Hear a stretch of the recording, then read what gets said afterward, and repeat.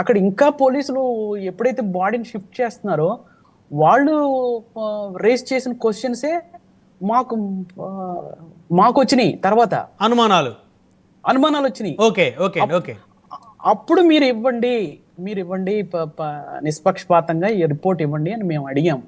అది కూడా ఆయన పైన ఏంటది థ్రెటనింగ్ కాల్స్ ఉన్నాయి కాబట్టి, ఒకళ్ళు ఇద్దరు ఆల్రెడీ ఫేస్బుక్ సమక్షంలోనే నేను చంపేస్తామని అన్నారు కాబట్టి, ఒకవేళ ఆ కోణంలో వాళ్ళని ఆయన ఏమన్నా చేశారా అని ఇన్వెస్టిగేట్ చేయండి అని అన్నాం మేము.